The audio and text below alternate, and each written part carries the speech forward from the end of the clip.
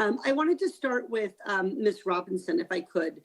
Your organization recently released a report analyzing the 500 most viewed, most influential tweets that identified LGBTQ people as so-called groomers.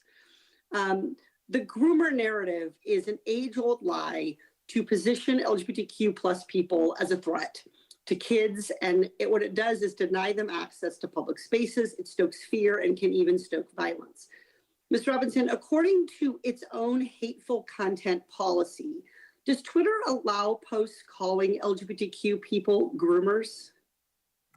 No, I mean, Twitter, along with Facebook and many others, have community guidelines. It's about holding users accountable to those guidelines and acknowledging that when we use phrases and words like groomers and pedophiles to describe people, individuals in our communities that are mothers, that are fathers, that are teachers, that are doctors, it is dangerous. And it's got one purpose. It is to dehumanize us and make us feel like we are not a part of this American society. And it has real life consequences. So we are calling on social media companies to uphold their community standards.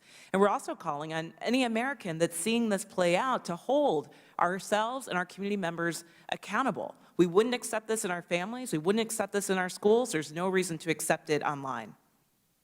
So, I mean, I think you're absolutely right. And it's not, this allegation of groomer and pedophile, it is alleging that a person is criminal somehow and engaged in criminal acts merely because of their identity, their sexual orientation, their gender identity. So this is clearly prohibited under Twitter's content, yet you found hundreds of these posts on the platform. Your team filed complaints about these posts, correct? Yes. And how often did Twitter act to take down these posts, which violated its own content policy? Very rarely. So from our calculation, it looks like about 99% of your complaints, they basically acted on one or two of the 100 plus complaints you filed. Instead of taking them down, Twitter elevated them, allowing them to reach an approximate 72 million users. This is not just about what happens online. What happens online translates into real harms in people's lives.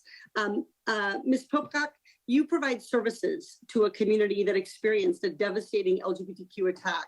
Can you provide some examples of the link between speech online and attacks against providers like you? We know really online threats, I mean, in addition to just creating an atmosphere of bullying for young people, it also creates an atmosphere of delegitimizing our real professional trained work at Inside Out Youth Services. And it's just so critically important that we can continue doing the work that we do. But I want to tell just one quick story because it's beautiful. We have an online community center, and it is moderated by peer advisors. And when asked how many issues of like fighting or contention do you deal with on the Discord server? And our young people tell us, well, it doesn't happen very often. So I'm here to tell you that our young people have figured out how to moderate platforms in positive, productive ways. Twitter, Facebook, everybody else can figure it out too. Absolutely. Ms. Robinson, your report notes that these radicalizing posts, these groomer posts, these other posts that attack LGBTQ communities are related to acts in the real world. What happens online is often reflective of what happens in the real world. After Governor DeSantis of Florida, passed his so-called Don't Say Gay bill, what trends did you observe online with regard to grooming related discourse? Unfortunately, we saw a 400% increase on Twitter of this sort of hateful language, particularly calling our community members groomers and pedophiles. And we know that whether or not the bills move into effect, the lasting impact of that online bullying, of defining our communities in that way, it sticks, especially with our kids. Well, I just want to, my time has expired, but I just want to say I'm proud to say gay. I'm proud to stand with the gay community, and I'm proud that you're all here today as part of our country.